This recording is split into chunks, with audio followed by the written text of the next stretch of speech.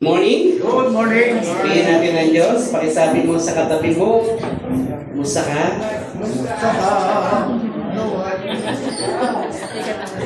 Sabay na tayo yun. Parang sa inyo na yung sunyay kayo.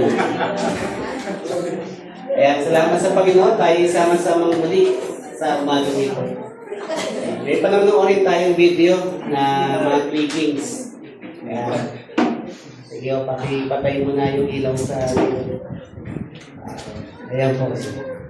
Live inside your body, oh my Lord, you are my Lord, your love on my feet, all the time, my Lord, I need you. All my life, I cannot live alone. Let me stay by your guiding love, all through my life. Leave me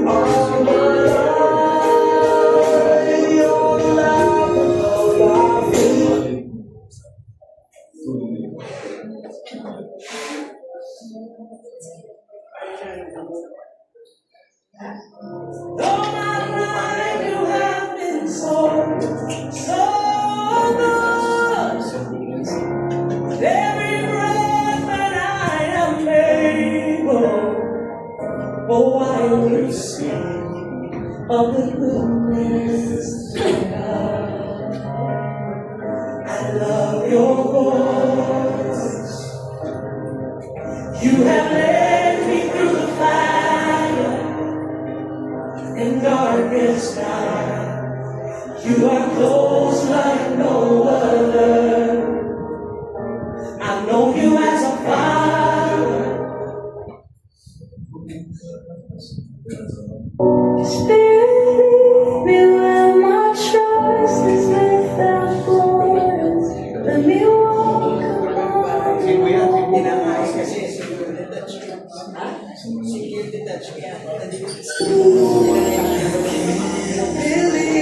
what I just heard. Could it be true?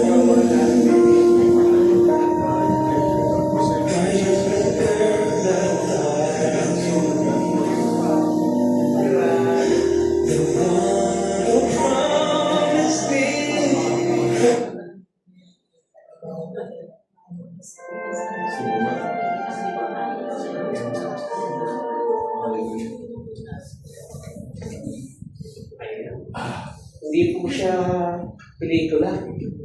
Siya po ay totoo. Ano nangyari? Siguro wala nang makakatawa pag gano'n. Bigat. Hindi mo natin alam na gano'n pala katindi yun.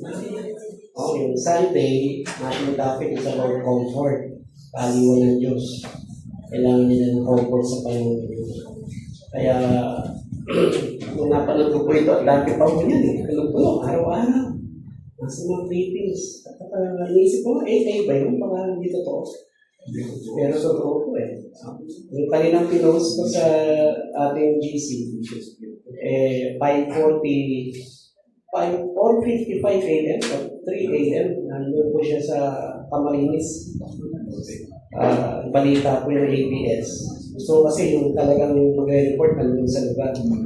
At ngayon, binabagyo yung Camarines. May plano pa ako na forecast talaga mukhang totoo eh, no? Ayun, Sabado, wala kayong mararamdamang bagyo. Kaya maganda na kayo. Kaya kahapon, wala. Mainit. At Linggo, magkakaroon ng ganito. Parang tumatama mamayang gabi yung dating dito sa atin. Presently, signal number 3 tayo eh. Ang Bulacan. Ayan, tapos aakit pa ito ng signal number 5. So, suspend lahat ng klase. Trabaho sa lahat ng gobyerno bukas, walang pasok. Kaya yung mga estudyante nasa bahay na. Pero ano natin, ipag-pray natin kami. Ano po, iyan natin sa ilog na sa Panginoon. Dahil hindi pa natin nararanasan ngayon yung lakas. Ang prayer nga natin ay sana hindi na umuwi sa lugar natin. Nakikirami kami sa pamilya nila Ate Glo Orellano. Ang kanyang pamangkin ay namatay sa Cebu. Nandito po si Ate Glo. Taga Cebu po sila. Ang pamangkin niya po ay namatay, pero sabi natin ko siya ay born again Christian. Nasa motor yata, inanod, no? Doon po sa lugar ng Cebu. So, yun, nakikirami kami sa pamilya ninyo dahil sa pangyayari mo. So, may namatayan po tayo dito pasado sa church na taga Cebu. So, yun po, sama lang sa panalangin. Lugar nila Kuya Tim, taka ni Ate sa Samar, no? Meron din sa Leyte, Negros Occidental. Ang lawak po ng bagyong Tino, no? Talagang matindi yung tinakot sa akin. Pagkatapos ng Tino, ito matin. Alam mo na sa si Yuwa naman. At mas malakas pa daw kay Tino. Parang hindi na yata Tino ang ating bansa. No, nakakalungkot, no? Ang sabi nga ay bangon Cebu, pray for Cebu. May nabasa ako isang article, Justice for Cebu. Kasi kaya ako nangyari yun dahil sa ginawa ng mga politiko at mga kontraktor at mga walang habas sa pagputo ng puno sa Cebu. Pero ito nga ni Ate ko, may mga puno naman. Pero sa hotel, pinutol para gawing maganda raw. Pero hindi pa na nangyari maganda raw. Pagpus ay umangat ang tubig sa creek at lahat ng bahay doon sa isang subdivision, wash out. Justisya ng Panginoon. Sabi ko nga, mga iba-ibang kaisipan, dahil uminit ang issue sa flood control, magabandang August, September, tapos ito na, sunod-sunod na. Yung parang, di ko alam kung parang sa nandiyan sa bansa natin ito. Kaya tumino Sige sa una. Mensahe rin sa atin bilang mga palataya. Parang hanggang kailan kaya itibigin ng Diyos. Marahil, hindi naman pwedeng na magpasa Diyos yung nangyari sa alam mo yun. Lahat naman alam ng Diyos. Alam ng Panginoon. Ano tinuturo ng Panginoon sa bansa natin? Na patuloy na may ganitong mga pangyayari. At itong bagyong Yuwa, sakop po yung buong Pilipinas. Hindi ito isang area lang na tulad ng Tino, Cebu area lang yun. Tayo, hindi masyadong napektuhan, magkaroon ng Tino Di ba? May pasok May pasok tayo habang binabagyo yung Cebu. Ngayon, iniisip natin, ano ba ang gusto mong sabihin sa bansa namin? Kasi, paalala marahil, paalala sa atin. Kasi, ang bansa natin ang tinuturing ng the only Christian country sa Paris. Walang ibang Kristiyano bansa na tinatawag kundi ang Pilipinas. Tama ba? Walang ibang Christian country, tayo lang. Iba mga hindi naman Christian country. So, meron po siyang sinasabi sa bansa natin bilang mga nananampalataya. Sige po, tayo dumawa sa panalangin at idalawin natin ang ating bayan, Pilipinas. O Diyos, kami po ay lumalapit sa iyo. totoo ang yung salita sa 1 Chronicles 7:14. Kung ang iyong bayan ay hanapin ka, magpakumbaba, tumalikod sa mga kasalanan, at tumapit sa iyo, humingi ng tawad, patatawarin mo po ang bansang iyo. Babalik ang kasaganaan at ang katahimikan ng bansang iyo. O Diyos, ito man ay mensahe mo sa iyong bayang Israel, pero naniniwala kami ito ay mensahe mo rin sa amin sa panahon ngayon, Diyos. Tawarin mo ang bansa namin, Panginoon, at nawa ay pahayag sa mga pangyayari ito kung ano po ang inyong sinasabi sa bansa namin dahil sa mga bitong sunod-sunod na kalamitan. O Diyos, tinitingnan kami ng mga iba-ibang bansa. Pangyayari ito ay kakaiba sa mga bansang malapit sa amin, sa malalayang bansa. Pero alam namin, Panginoon, na you are in God of control. Alam niyo po ang nangyayari. At sa personal namin kaisipan, gusto namin, Lord, itong bagyong sasapok sa lugar namin sa bandang gabi ng mamaya na bukas ng madaling araw. Prayer namin, Lord, hindi naman ganun kalakas. O di kaya ay umalis. Pero parang yung prayer niya, parang selfish prayer. Parang gusto lang namin, hindi kami maapektuhan. Yung Cebu, at saka ibang lugar, talagang binigay mo yung galit mo sa lugar na yun. At nakita namin na wash out lahat ang buhay ng mga tao, maraming tao namatay, maraming bahay na nasira. Kung ngayon ay hindi pa sila makarecover dahil may bagyo na naman. Ang aming prayer, Panginoon, personally, ang prayer ko, kung anong gusto mo. Kung anong gusto mo, Panginoon, yun ang mangyari. Para maipakita mo na ikaw ay Diyos ng justisya. Yun ang po ang aming prayer, Panginoon. Kung ano ang gusto mo mangyari sa bansa na, mangyari mo. Upang ang bansa ito ay magitluhod sa iyo, bumalik sa iyo, hanapin ka, at magsisi, talikuran ng kasalanan. O Diyos, wala kami pinpoint na mga tao o grupo, pero nakikilala ko at alam na alam mo ang bansa natin. Kaya, kayo po ang nakakaalam mangyayari po sa bansa natin. May mga ganitong pagtingin ng aming mga sistema ng aming bansa, pero higit kayo ang nakakaalam. Salamat po sa aming pong pagsamba. Kayo po ang siyang maitaas namin. Sa pangalan ni Jesus, Amen. God bless you po. Ayan. Kaya ito natin ang kapatid na teacher, Ma'am Risa, para tasayin po ang salita ng Panginoon.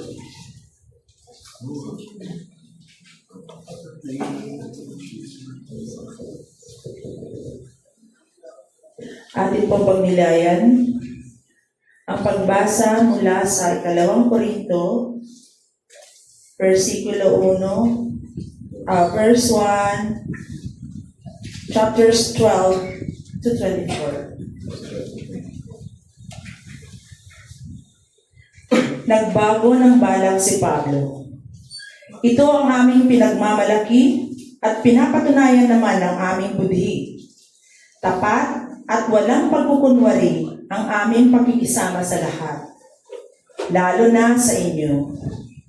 Subalit nagawa namin ito sa kagandahang loob ng Diyos at hindi sa pamamagitan ng karunungan ng tao. Ang isinulat namin sa inyo ay iyon lamang kaya ninyong basahin at unawain. Gayunpaman, hindi pa rin ninyo kami lubos na maunawaan. Ngunit umaasa akong maunawaan din ninyo kami upang sa araw ng ating Panginoong Hesus ay may pagmamalaki ninyo kami kung paano may pagmamalaki namin kayo. Dahil sa natitiyak ko ito, binalak kong pumunta muna diyan upang 2 ulit kayong pagpalain.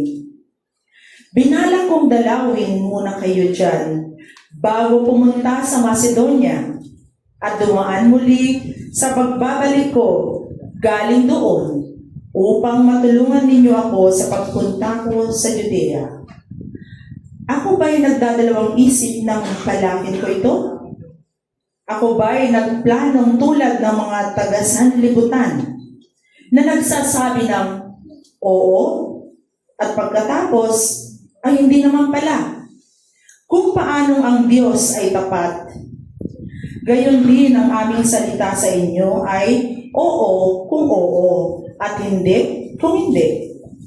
Ang anak ng Diyos na si Hesus Kristo na ipinangaral namin nina Silvano at Timoteo ay hindi oo at hindi dahil lagi siyang oo.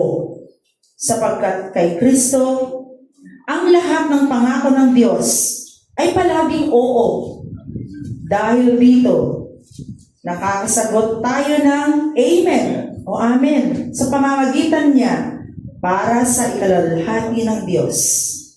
Ang Diyos ang nagpapatibay sa amin at sa inyo sa pamamagitan ng pakikipag-isa kay Kristo. At siya rin ang humirang sa amin. Nilagyan niya kami ng kanyang tatak at pinagkalooban ng kanyang espiritu bilang patunay na tutuparin niya ang kanyang mga ipinangako. Saksi ko ang Diyos, alam niya ang laman ng aking puso. Hindi muna ako pumunta riyan sa Korinto, sapagkat kayo rin ang inaalala ko. Hindi sa nais naming pangunahan kayo, sapagkat alam naming sinisikap ninyong maging matatag at pananampalataya at sa pananampalataya. Nais lamang naming tumulong upang maging maligaya kayo. Salamat.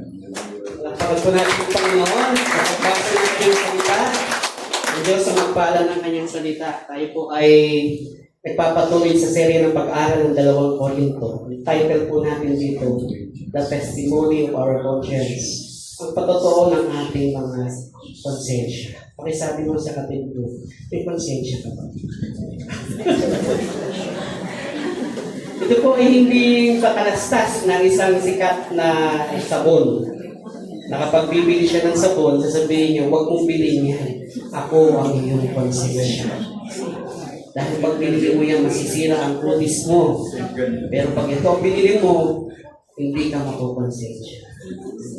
Sa nangyari po sa Cebu, may konsensya kaya yung mga tao gumawa ng mga hindi maganda doon sa lugar para magkaroon ng matinding baha. Kasi hihagap ng isip nila, never pang nangyari sa kanila yun. So, I mean, ibang konsensya yun, no? Parang nakakatulog pa ba sila sa ganitong nakikita nila sa nangyayari sa kanyang mga kababayan. Pero salamat sa Panginoon, di naman ito ang ating topic, kundi tingnan natin paano si Pablo naman sa kanyang pagiging apostol at nangangaral ng salita ng Diyos, meron siyang patotoo tungkol sa kanyang konsensya. Lahat naman po ng taong nilikha ng Diyos ay may konsensya. Binigay ng Diyos yun. Para ang conscience, na pinuturing na ito yung magsasabi sa iyo na itong gumawa ng tama. Yung meaning ng conscience, tinignan ko ay bahagi ng buhay ng isang tao para siya gumawa ng tama. Hindi ng mali. Si Pablo, sa kanyang pangaral, malinis ang konsensya niya. Kasi pinagbibintangan siya dito na yung kanyang pagpunta, muling pagpunta at pagbisita sa lugar ng Korinto, may personal siyang agenda.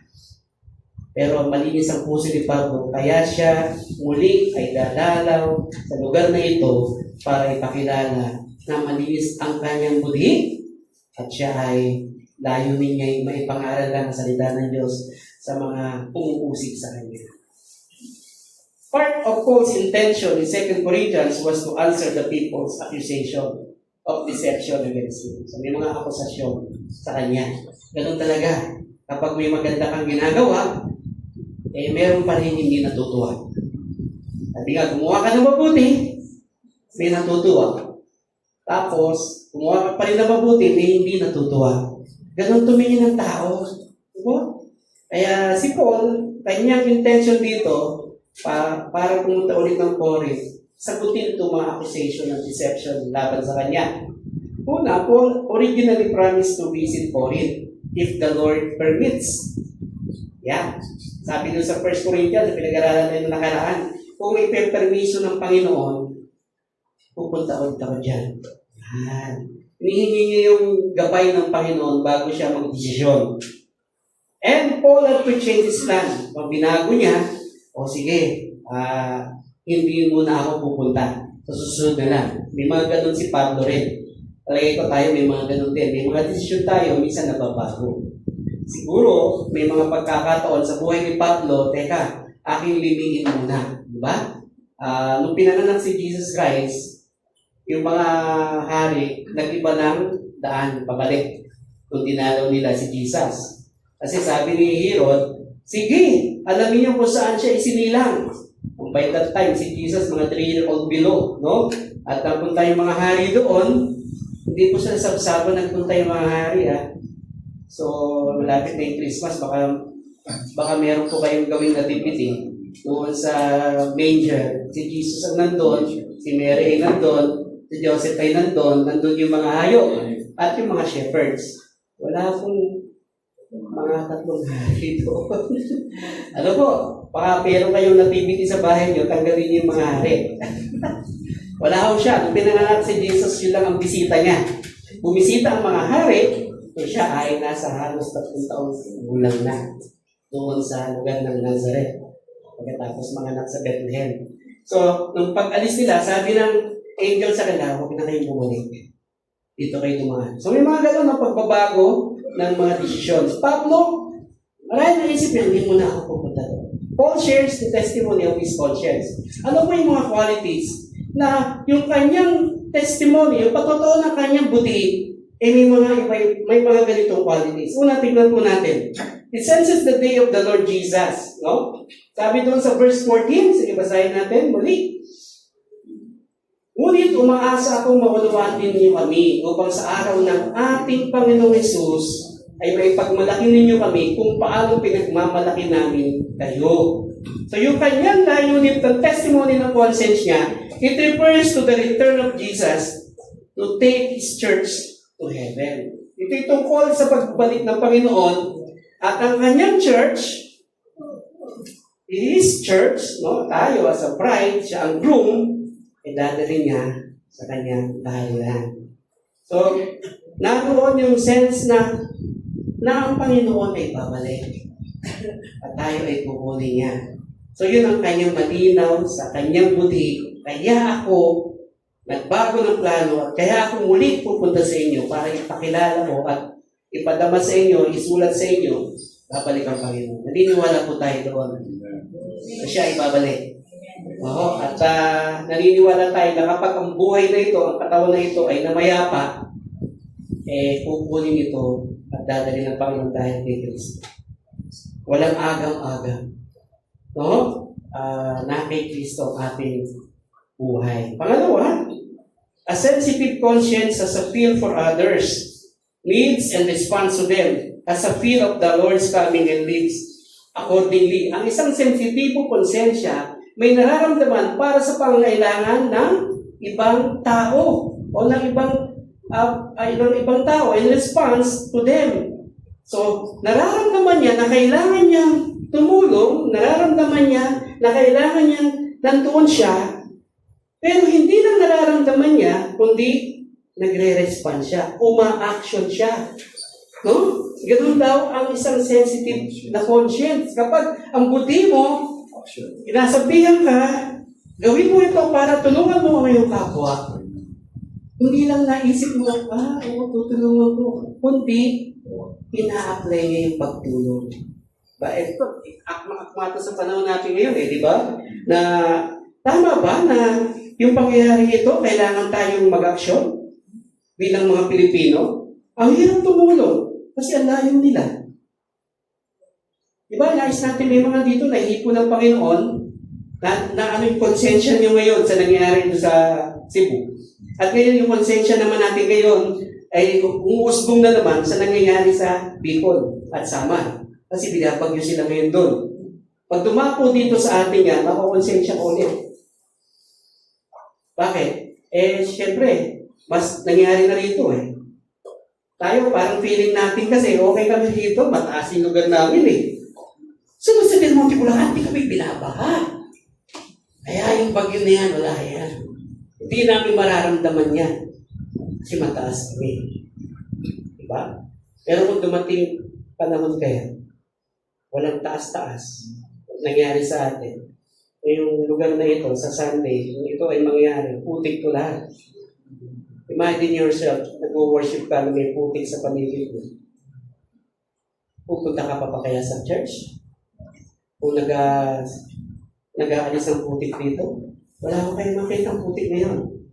Pero may mga simbahan sa Cebu, yung mga born-again churches doon, kadamay, lahat yung mga bahay nila. Hindi ko alam kung nag-worship sila ngayon. Pero okay naniniwala, nagpapatuloy pa rin sila. Kasi may nakita akong part na sila ay nag-worship na may putik sa loob ng pananambahan nila. No? Kung ang drum set nito ay nandito, dahil pumutik, tumaas na, dito na yung drums. Kaya si Bibi aakyat.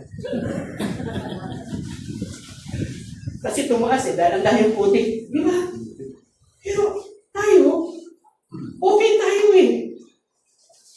Masaya tayo, walang putik sa bahay natin. Wala tayong na anong mga sasakyan. Buo pa yung sasakyan natin eh. Pero ilang, kita natin doon, taog-taog, no? Hindi tayo nasa bubong. Hindi tayo makita ng bubong. O yan ang pamakit ng bubong, di ba?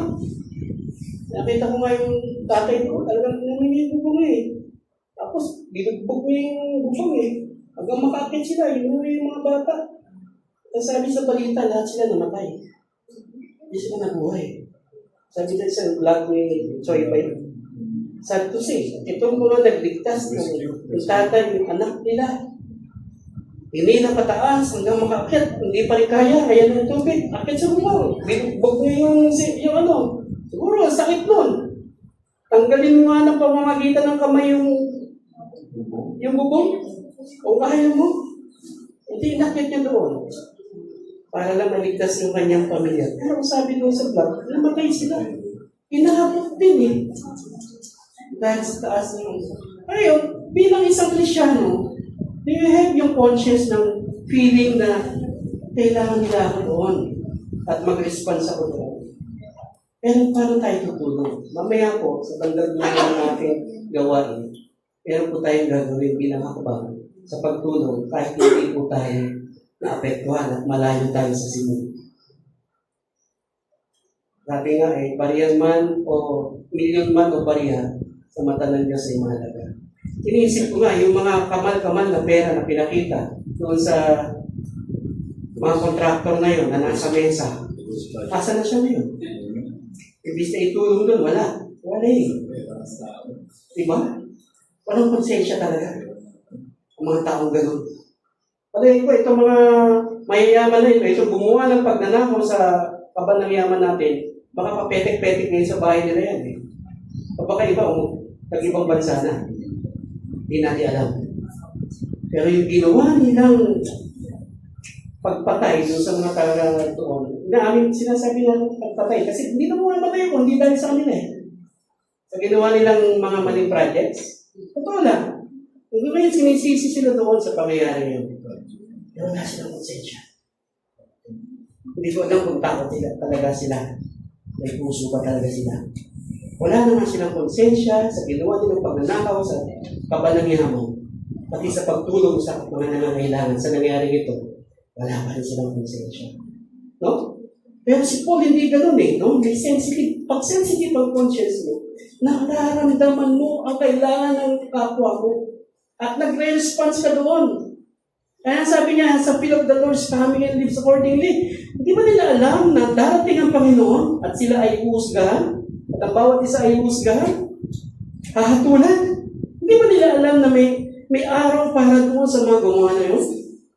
Ang mga ganong hindi maganda sa kanyang kapwa? Kaya po, yung conscience nilagay ng Diyos.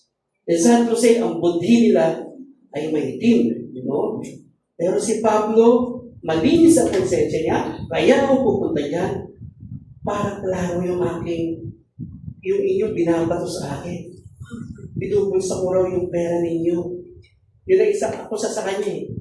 Ay, kaya babalik sa Corinto to kasi maraming tulong sa kanya sa mga kapatiran. And we know that the Corinth church is a rich city. Mayamang iglesia sila. No? Kaya nga may Corinthian garden eh. Sa EDSA. Hindi nyo ba naisip kung bakit ang tawag ng Corinthian garden? Pinuyat dito sa Corinto. Kasi mga taga-Corinto nun mayayaman. At ang iisip ni Pablo, pagkakakitaan niya ang Corinto. No? So, ganun. May sensitive conscience. Ito yung nais niya, tumulong. Letter B, it subscribe to the will of God. Ito'y nagpapailalim sa kalooban ng Diyos, isusubscribe sa kalooban ng Panginoon. Sa verse 15 to 18. Dahil sa natitiyak ko ito, binalak kong pumunta muna dyan upang lalo kayong pagpalain. Ganda po noon, no? Kaya ako pupunta sa inyo para pagpalain kayo. Binalak kong dalawin muna kayo dyan bago pumunta sa Macedonia. Ito mo yung puso ni Paul. Ang Macedonia, mas nangangailangan. Mahirap na lugar. Kaya pag narinig mo Macedonian giving, sila yung mahirap na, nagbigay pa. Bago ako pumunta na Macedonia, dyan muna ako sa inyo. Dumaan muli para sa pagbabalik ko galing doon upang matulungan ninyo ako sa pagpunta ko sa Judea. Ako ba'y nagdadalawang isip ng balaking ko ito? Ako ba'y nagpaplano tulad ng mga taga-sanlibutan? Na nagsasabi, oo. Pagkatapos, hindi naman pala. Kung paano ang Diyos ay tapat, ngayon tinasalita ko sa inyo. Ang oo ko ngayon ay mananatiling oo. Pag sinabi mo tumulong ka, oo, tumulong ka. Pag sinabi mo gawin mo yung ganito, gawin mo. Lalo pa sa ating pamahalaan, di ba? Yung oo ng politiko, hindi eh. At yung hindi ng politiko, oo sa kanya eh. Kaya na, di ba? Pagka nangangako, ang politiko, puro tako eh. Hindi naman niya gagawin. Pero si Pablo iba eh. Dahil he subscribes to the will of God. Ang original intention niya, poisoning Corinth, to change his mind and cancel the trip was not fickle-mindedness. Hindi siya mabago-bago ng isip, kaya niya binago yun. Yung plano ng Diyos, kaya niya binago yun. Para may pahayag po at pagpalain pa kayo. No? Ganun po si Paul. Sana kung meron tayong leader na katulad ni Paul sa panahon ngayon, kapag sinabi niya, oo, sinabi niya, hindi. Yung paninindigan niya. No? Yung paninindigan niya na hindi niyo ko dapat husgahan dahil malinis ang puso ko para sa inyo, mga kapatid. O ganun din dapat, no, yung mga namumuno. Na dapat, pag hindi. He thought the mind of the Lord. Hinanap niya ang kaisipan ng Panginoon. Ano sabi sa verse 18? Balikan na natin. Yung verse 18 na yan. He thought the mind of the Lord. Kung paano ang Diyos ay tapat, gayon din ang salita ko sa inyo. Ang oo ko ngayon ay mananatiling oo. Grabe, no? Hinanap niya yung kaisipan ng Diyos. Kung ang Diyos ay tapat, ganun din ako. Grabe yung kanyang pagsabi sa pangalan ng Panginoon, ang Diyos ay tapat. Ganun din ako. Kaya nabanggit niya sa ating 25th and 26th anniversary, tularan niyo ako, gaya ng pagtulad ko kay Kristo. Gayahin ninyo ako, gaya ng pagkaya ko kay Kristo. Siya lang nakasabi nun. Walang alagad ng Panginoon na nagsabing, gayahin niyo ako, gaya ng pagkaya ko kay Kristo. Only Paul do that. Siya lang nagsabi noon. Ang ganda, no? Kung namumuno sa atin, sasabihin, gayahin niyo ako, tulad ng pagkaya ko kay Kristo. Hindi masasabi. Kasi bakit? Yung konsensya niya, hindi kayang sabihin. Mayroon bang leader ng ating bayan na sasabihin, gayahin niyo ang pamumuno ko tulad ng pamumuno ni Kristo? Ay, hirap yun. Diba? Ang hirap siguro sabihin nun. Pero si Paul, harapan. He sought the mind of Christ. Si Kristo ay tapat. Yan ang batayan bakit ako narito sa inyo muli. At sumusulat muli sa inyo. Letter C, satisfies the glory of God. Tinasatisfy, ibig sabihin, talaga ang glory ng Diyos ang gusto niya mangyari. Mapunan ang glory ng Panginoon. Hindi sa glory niya. Verse 19 to 20. Yan, basahin po natin. Ang anak ng Diyos na si Jesucristo, na pinangangaral namin ni Silvano at Timoteo, ay hindi oo. At hindi dahil lagi siyang oo. Sapagkat kay Kristo ang lahat ng pangako ng Diyos ay palagi oo. Dahil sa Kanya, nakakasagot tayo ng Amen. Para sa ikalulahati ng Diyos. Satisfies the glory of God. Ang bawat gagawin ni Pablo para sa kapurihan ng Diyos. Wala siyang gagawin na gawain na hindi mapupurihan ng Panginoon. Grabe, no?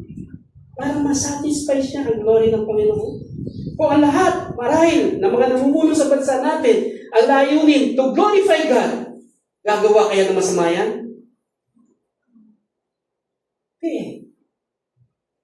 Nasa leader eh. Pag hindi magaling ang leader, wala. Ang isa satisfies niya, ang bibigyan ng glory, sarili niya. Ako nagpagawa niya. So, kung di dahil sa akin, hindi magagawa yan. Diba? Naglalagay ng malaking tarpaulin niya. Hindi kaya sa mga amban ng mga no? Tapos nakalagay yung pangalan ng politiko. Through the effort of Congressman. Diba? Bantog na bantog ang pangalan nila. Kailangan nila gumastos ng tarpaulin na galing sa pera ng gobyerno para ilagay yung ginawa nila. Para i-glorify sila. Para papurihan sila. Para bigyan sila ng palakpak. Kasi for their glory. Ako, kundi dahil sa akin, wala ito. Walang asenso kung hindi dahil sa akin. Walang improvement to. Ganoon. Ganoon ang tao eh. Diba? Para mag-glorify siya. At ang mga tao naman,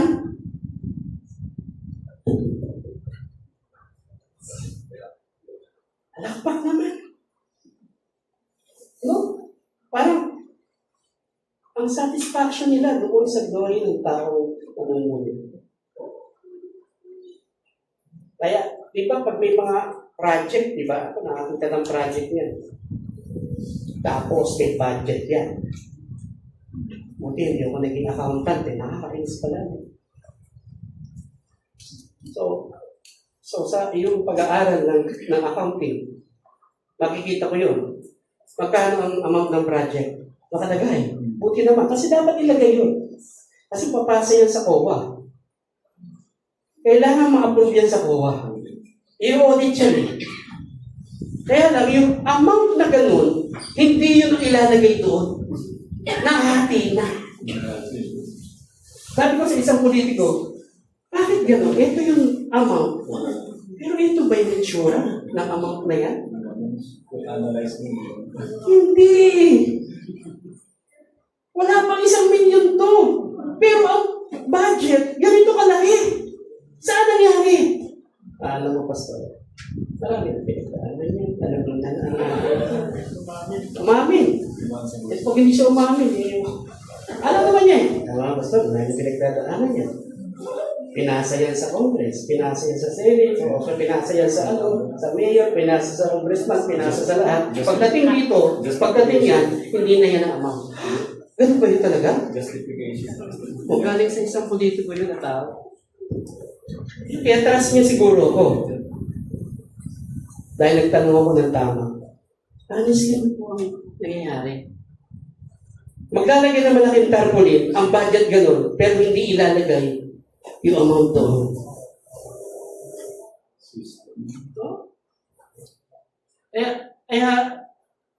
Pero kung engineer na kasama ko, kaklase ko, ang usap niya, mga taga-DPWH, dati, tatawag ako, saan ka? Pare, sensya ka na, dito ako sa DPWH, uusap kami. Kasama mo sino? Sekretary. Okay. Ay, pupunta ako ng China. Bakit? Bibili ako ng mga ilaw. Bakit sa China? Mura doon eh. Tapos, magkano budget? Yun! Totoo naman po talaga yan. Kasi honest naman siya sa akin eh. Tapat naman siya sa akin eh. Kaya pag pinakita kong ilaw sa Commonwealth na aandap-andap, tatawagan ko siya. Yung nilagay mo, walang kwenta. Kasi na makapag-alabi nyo, pag pinipili ka pa dyan, ng mga ibang mga supplies na ilalagay dyan, substandard naman. Honestly, yung po yung totoo. Knowing siya ay isang engineer ng isang government natin. Kaya lang hindi siya nasabit. Nahimik na siya. Anyway, ganyan po. Pero si Lord, si Paul, walang ganyan. Ang naisin niya, mag-glorify si God. Hindi ang mundong ito ay glorify mo yung tao. Ang glory kay Lord. Paul names two items which are always a glory to God. Una, nagbigay ng dalawang items para i-glory ang Diyos. Person of Jesus Christ. Diba? Ang Panginoon Jesus, sa verse 19, tingnan po natin, ang anak ng Diyos na si Yesu Cristo na pinangaral namin, minasilba ng Timoteo ay hindi opo at hindi. Lagi siyang oo. Si Jesus Christ, ang anak ng Diyos. Yan ang nagbibigay satisfaction sa Kanya. Yung person of Jesus Christ. Kaya ang pananagutan ni Pablo, matindi. Kung gagawa siya ng hindi maganda, doon sa kanyang pinupuntahang mga churches. Si Jesus Christ, ang Panginoong Jesus. Pangalawa, the promises of God. Sa verse 20, yung pangako ng Diyos. Kay Kristo, ang lahat ng pangako ng Diyos, palagi oo. Dahil sa Kanya, nakakasagot tayo ng amen para sa ikalawalhati ng Diyos. The promises of God. Ang pangako ng Diyos, laging oo. Alam niyo po ba yan? Pag pinangako niya yon, tutuparin niya yon. Ang Diyos, pag nangako, tumutupad. Ang tao, hindi. Pero pag nangako ang Diyos, gagawin niya. Para ma-satisfies ang tao sa pamagitan glorification sa kanyang pangalan. And then huli, sanctifies the Spirit of God. Verse 21 to 22. Paul lists some of the works done by the Holy Spirit. Una, i-establish us. Ang Holy Spirit, ini-establish tayo. Pinatatatag tayo. Verse 21a. Tingnan natin, ang Diyos ang nagpapatibay sa amin. So, ang banal na Espiritu ang nagpapatibay sa atin. Establish the works done by the Holy Spirit. And establish us, i-anointed us. Verse 21b. At sa inyo, sa pamagitan ng pakikipag-isa kay Kristo, ay siya rin ang humirang sa amin. Kami ay ina-anoint, hindi ng tao, hindi ng kusilman, kundi ng banal na Espiritu. Galing ano? Kapag in-anoint ka ng Holy Spirit, ibig sabihin, iba yung iyong gagawin para sa Kanya talaga. Mahirap pag-tao lang. No? Letter C, He sealed us. Verse 22a. Given, nilagyan niya kami ng Kanyang tatak at pinagkalooban ng Kanyang Espiritu bilang patunay na tutuparin niya ang Kanyang mga pinangako. Sinelyuhan. No? Tayo ay sinelyuhan ng Diyos. Sealed by the Holy Spirit. Established, anointed, sealed. Ibig sabihin, ikaw ay may selyo ng banal na Espiritu. Galing. Ang ganda. Patotoo sa buhay ng Kristiyano. I was sealed by the Holy Spirit. Hindi ako kaya ng anumang job doon na pwede gumawa sa akin. Silyado ako eh. At ang silyado ko sa Panginoon. Kaya ako nagagawa ito, mga taga-Korinto. Silyado ako ng banal na Espiritu. And letter D, given the earnest of the Holy Spirit. Balikan natin yung 22. Nilagyan niya kami ng Kanyang tatak. Lahat tayo may tatak ng banal na Espiritu. At pinagkalooban ng Kanyang Espiritu bilang patunay na tutuparin niya Kanyang mga pinangako. Kapit, tutuparin ng Diyos ang pinangako niya sa atin. Huwag tayong alala. Kung sa mundo ito, dadanas man tayo ng matitinding ganito, pangako ng Diyos, tutuparin niya sa atin. How can we go against the Holy Spirit? He has done so much, we can afford to grieve Him in our hearts. Paano pa tayo lalaban sa banal na Espiritu? He has done so much, we can afford to grieve Him in our hearts. Dito natin minsan nalilimutan ang ikatlong persona o isa sa Diyos na persona, ang Holy Spirit. Minsan nakakalimutan natin siya. Pero siya ay Diyos. Di ba? We always pray to God the Father. And we ended up in Jesus' name. Amen. Nasaan ang Holy Spirit? We forgot na mayroong Diyos na banal na Espiritu na nasa atin. Nasa atin din. At ang gawain ng banal na Espiritu ano? Hino-convict tayo. Yung konsensya natin, ang Holy Spirit nagsasabi doon. Kaya tayo may konsensya. It's the work of the Holy Spirit. Ang banal na Espiritu, hindi ka titigilan hanggat ginagawa kang mali sa harapan ng Diyos. Kasi silyado ka niya, tinanggap mo si Kristo sa buhay mo. Kung totoong tinanggap mo si Kristo sa buhay mo, ang banal na Espiritu, lagi kanyang gigayagasin. Yung word doon ay sinasabihan. Kaya, ikaw bilang mananampalataya, naging born again ka, hindi ka lang na born again, ang silyado ng Holy Spirit nasa iyo. Kaya ako'y naniniwala na ang isang taong may Kristo sa kanyang buhay, hindi makakagawa ng mali sa harapan ng Diyos, sa harapan ng tao. Maliban na yung sarili niya mismo ang gagawin niya, hindi ganoon. Kasi hindi naman tayo pinokontrol ng Holy Spirit. Pero, tayo ay kanyang Diyos. Sinasabihan. Kaya minsan, di ba? Alam niyo kung bakit kayo nakapunta rito? Kahit na umuulan?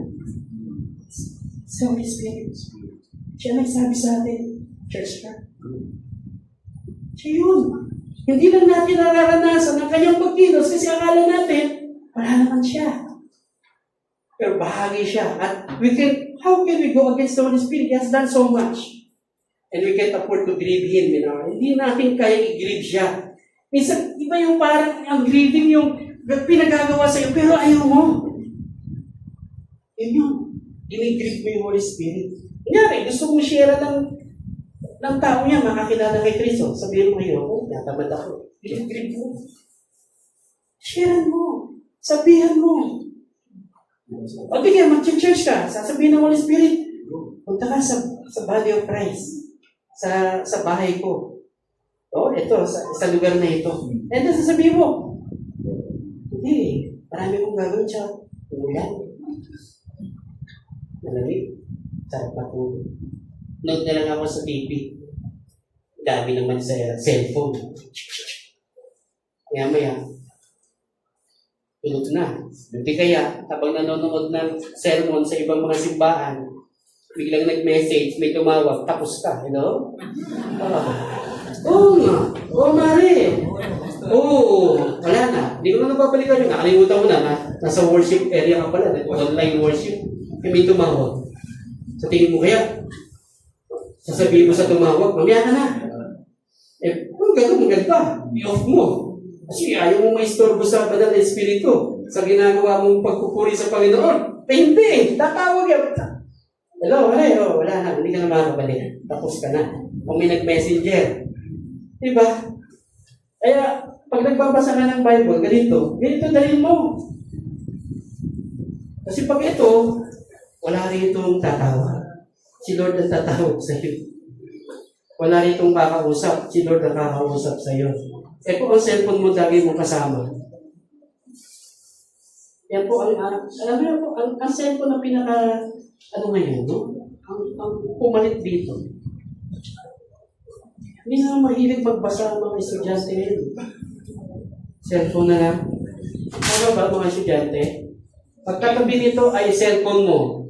Anong pipiliin mo? Yung cellphone mo o ito? Aminin. Diba? Alam ng Diyos yun. Kung may CCTV sa langit, alam ni Lord yun eh.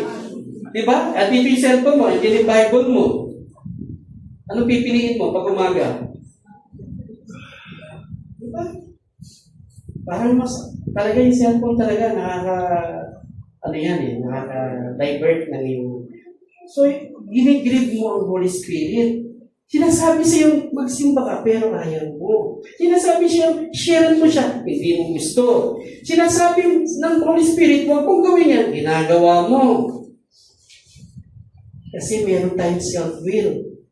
Kaya nating manguna sa banal na Espiritu. Tama ba? Kaya natin, may sarili tayong desisyon, may sarili tayong isip eh. Ba't ako susunod sa iyo? Pero yung Holy Spirit, pinapaliwala mo siya. Pero ito ang sinabi naman ni Jesus Christ, magkasala ka na sa lahat. Sige. Huwag lang sa banal na Espiritu. Dahil ang pagkakasala sa banal na Espiritu, walang ipapatawaran. Grabe, no? Kaya hindi nagiging matagumpay ang buhay ng isang mananampalataya. Hindi natin binibigyan ng pagkakataon ang isang persona ng Diyos, ang banal na Espiritu, pumilo sa buhay natin. Dahil kapag kontrolado ka ng banal na Espiritu, puspos ka ng banal na Espiritu, lahat ng gagawin mo ay ayon sa kanyang gawain. Isip pa ito ganun. Malinis ang puso niya, malinis ang konsensya niya.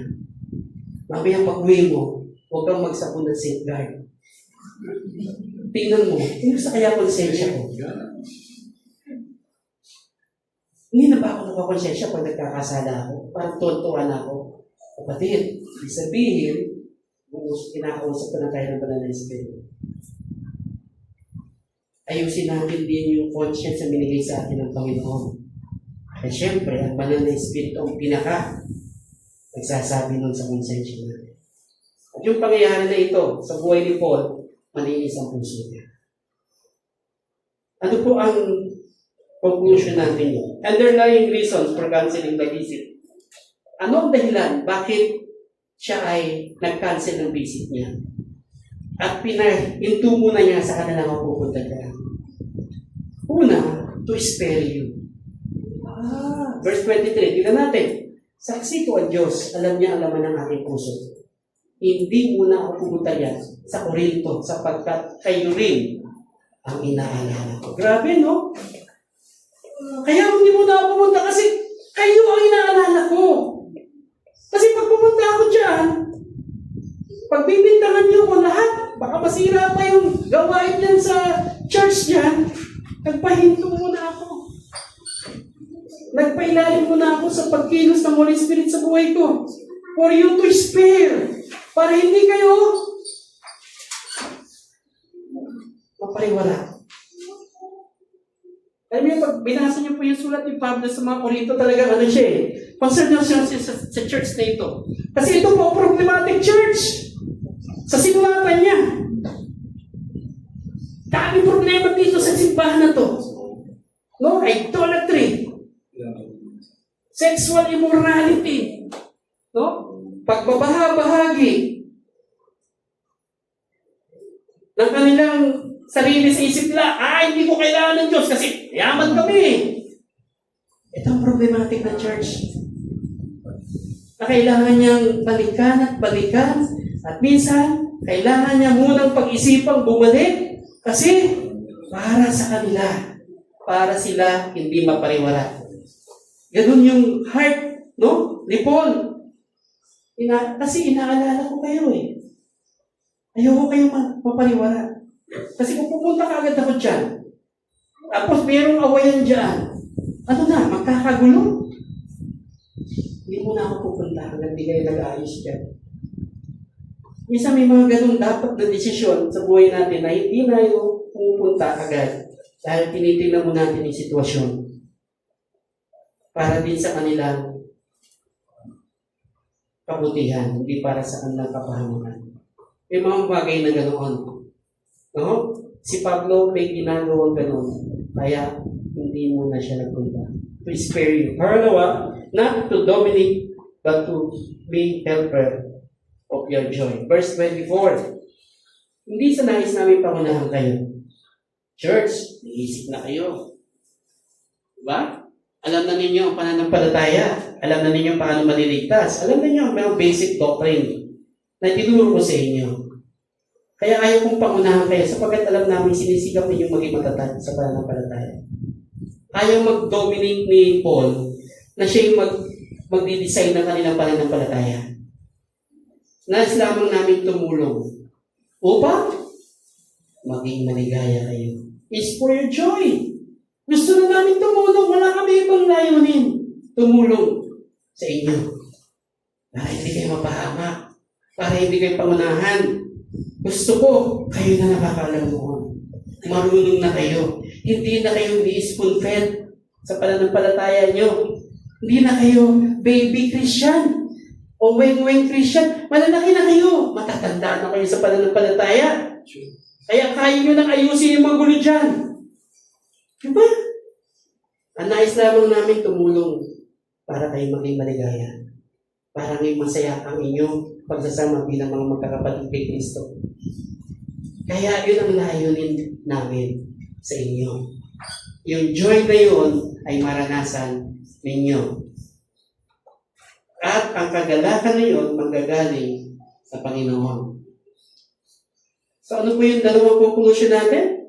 Na minsan may mga bagay sa buhay natin, na minsan hindi tayo nagdidesisyon agad-agad para sa kanilang kalagayan, para sila ma-spare. At hindi ma-dominate, kundi maging helper sila para maging kagalakan ang kanilang pagpunta doon. Paano ang application nito sa atin, sa buhay? Kung lalagay natin sa panahon ngayon, hindi naman tayo si Pablo, wala naman tayo susulatan ng simbahan. Pero nilalagay ni Pablo na ang church ng Corinto ay tulad din ng church ng bawat iglesia, ng bawat church ngayon. Dumadanas sa mga problema. No? Marami namang pagsubok. Walang perfect church. Dahil wala namang perfect na pastor o perfect na sinuman. Only God is perfect. Walang iglesyang walang mali. Kahit napakalaki pa yan. Kahit ano pa yan. Kahit mga mega church pa yan. Dito sa lugar natin, ang daming mega church. Salamat kay Lord. Hindi kayo doon nagpunta ng mega church. Kasi hindi naman kayo yung mega stars. Ganda siguro mag-church doon. Aircon. Buti naman, pinayarcon natin. Oh, ayan, aircon na. Ganda. Tapos yung ano na, praise and worship to, grabe. Papi-bless ka na, bless ako. Tatugtog pa lang. Wow! Very good. Tapos sa preacher, tamang-tama ako sa pool. Bless na bless ka. Oh? At nandun ka sa isang mega church. Pero yung church niya may problema rin. Walang church na walang problema. Walang church na hindi pwedeng perfect na church. Kaya kapag pumunta ka sa isang sinasabi mong perfect church, imperfect na yun. Kasi ikaw mismo, hindi ka perfect. Diba? So marami mga ganung simbahan. Sa panahon ni Pablo at ang Corinto ay sikat na simbahan. Mayaman. Marami, malaki yung kanilang house churches. Pero, kulang sila sa ganitong mga bagay. May mga kasalanan na nandoon sa loob ng simbahan. Diba? Dahil kasi doon, mayayaman. Hindi na kailangan ng Diyos. Marami, hindi naman nila kailangan ng gospel. Okay na sila. Diba? O di kaya, mayaman kami, kaya umuulad ng isang bansa, ang lugar, pag umuulad, maraming nangyayaring idolatry. Maraming silang Diyos-Diyosan. Kaya minsan, nagkakabahay-bahagi pa sila. Kay Pablo ko, kay Apolos ako, kay Pedro ako, may ganun mga sitwasyon. Pero tayo po, sa mensahe ng Panginoon, ay hindi po tayo kinukonsensya, kundi ang Holy Spirit ako makausap sa atin. Kapatid, anak, diyan ka sa lugar na yan. Diyan ka gagamitin ng Panginoon. No? Yes.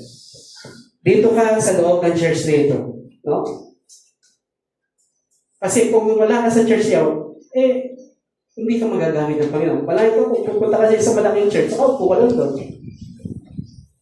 Kasi bago ka. So ito, hindi naman ganun kalakihan, pero tayo yung ginagamit ng Panginoon. Bawat isa. Amen ba? Kaya tuwi-tuwi na tuwing linggo, iba-iba ko yung nagbabasa ng text, Bible text. Kasi gusto ko lahat tayo maging kabahagi sa pagbasa sa pulpit na ito. Kasi yung makaharap ka sa pulpit na ito, iba ang feeling. The presence of God sa pulpit. Alam niyo po, doon sa kabilang church na pinagalingan ko, doon po ako lumaki. Yung mother church po natin. Dumating yung panahon, matagal na ako doon, naglilingkod kayo doon. Lahat ng ministry, pinasukan ko na doon. Mula sa maliliit na bata, pagtuturo sa bata, pagtuturo sa youth, naging part ako ng youth, naging part ako ng young professionals, naging part ako ng ushering, naging part ako lahat ng ministry doon. Maliban lang yung ministry para sa mga may asawa. Wala pa ako asawa eh. I'm very active. At ang gusto ko noon, sana. Ako tayo ako sa pulpit. Ako pwede magsalita ron, no? Pero hindi po ako nakahawak ng pulpit. Yung church na yun. Kasi kaya ako lang gusto, ano kayang feeling na nandun ka sa pulpit? Nag-share ka ng gano'n, di ba? Parang iba. Parang salamat sa Panginoon, lahat po tayo. And this is a symbol ng presence of God. Itong pulpit na ito. Yung mga ito ay isang ganito lamang kasimpleng ano. Pero pag tumayo ka rito, nandoon yung nararanasan mo yung presensya ng Panginoon. Dahil ito ay symbolical representing God. Lahat tayo kabahagi sa gawain ng Panginoon. Walang hindi kabahagi. Walang benchwarmer sa gawain ng Lord. Lahat ay may gagawin. Hindi ka benchwarmer. Sabihin mo sa Panginoon, ikaw ay may gagawin para kay Lord. Kaya magdako kayo. Marami pa magsasalita. At magbabasa ng Bible dito kapag araw ng linggo, iikutin ko kayo. Yeah. May problema ang simbahan, pero salamat.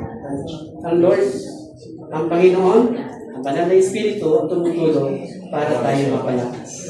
Tayo po'y manalangin, dakilan namin Diyos. Purihin ang iyong pangalan. Tulungan mo kami na sa konseksyon binigay mo sa aming Panginoon sa pamagitan ng pagtuturo ng Holy Spirit sa amin. Tulungan mo kami, Panginoon. Ang lahat ng gagawin namin desisyon ay manggagaling sa turo ng Banal na Espiritu. Kaya nalagay ko yung conscience sa amin. At maging sa aming pamumuhay ay ma-share namin ito sa aming kapwa. Ang glory, Panginoon, ay babalik namin sa iyo. In Jesus' name we pray. Amen and amen.